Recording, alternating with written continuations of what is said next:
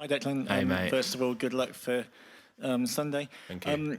People talk a lot about the differences between international football and sort of elite club football as you play every week, and I'm not always in a positive way either. But I'm genuinely curious as a student of football. Like, how have you found the level in the last few weeks, and what are maybe the differences? What's less comfortable for you? What's more?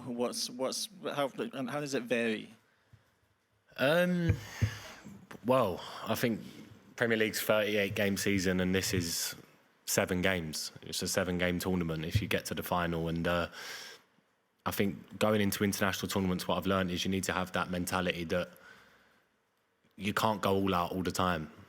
You know, you can't be front foot all the time because you're coming up against top teams, top nations, the country's best players. And I think in the first couple of games, that's what people were expecting from us, you know, because of the individuals that we've got, to go full throttle, you know, go out there and try and blitz teams. And sometimes it's a bit unrealistic because the opposition have really top players as well. And, you know, as the tournament's gone on, I think if you look at tournaments over the years when top teams have won, they've always been defensively solid, you know, not leaked many goals, not leaked many chances. And I feel like in the Premier League, the games are a bit more like that, back and forward. And in these type of tournaments, which I've seen from a lot of the top nations, is you get a lot of the ball, and not a lot of teams are really pressing as much as well because, you know, no one really wants to be opened up. Like I said, that is tournament football. So I think that's probably the key difference between the two, to be honest with you.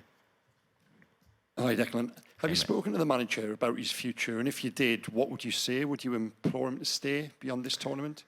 Yeah, for sure. I think I woke up to the news this morning. It had been reported that they're set for him to stay until 26. I think this journey and this road that he's been on has been so special. Hopefully we can do something special on Sunday for him for sure. And I know for a fact the lads would love him to stay on until 26. You know, there's no doubt about that. The way that he looks after us, the way how calm he is, how he is as a man manager, how he is on the training pitch with us. He's top, but none of us have spoke to him. You know, that's none of our business. Whatever he wants to do, whatever makes him happy, I'm sure he'll make the right decision, but I'm sure he's got the backing of everyone to stay on.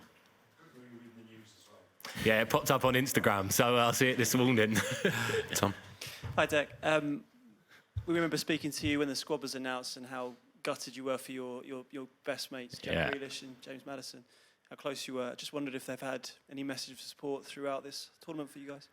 Yeah, I think they've all been so supportive. Look, don't get me wrong, it is tough because I would have loved them, the lads would have loved them to be here. They're such big characters, have played such big parts for us in England, and it would be easy for them to not message and, you know, be bitter, but they're not like that at all. You know, they've been so happy, so full of support, messages, FaceTimes, been having a laugh with them. Look, they're so happy for us, and yeah, like I said, it's gutting because they've not been here with us on this journey, but they have been because, you know, they've all played massive parts in us getting to where we are now. So whatever happens on Sunday, they're fully a part of it with us as well. Has Jack said anything in particular? No, me and Jack just speak genuinely, to be honest with you. I think, you know, we FaceTime quite a lot, we text quite a lot. He's just had a lovely break. He obviously announced the other day that he's going to be having a baby on his Instagram. So I think his life, you know, now is going to be totally different. I can't speak highly enough of Jack, honestly. I love the guy. He's such a great guy. He's such a family man with his family. And look, he's gutted he's not here, but he's rooting for us on Sunday. That's all I can say. Thanks, Simon. Hi, Declan. Good luck tomorrow. Thank you, mate. Can I ask you about your pre-match routine? I'm thinking particularly of a game like this where I would imagine family and friends are desperate to pass on best wishes for you. Is there a time when you turn your phone off, or do you kind of, you know, feed off that?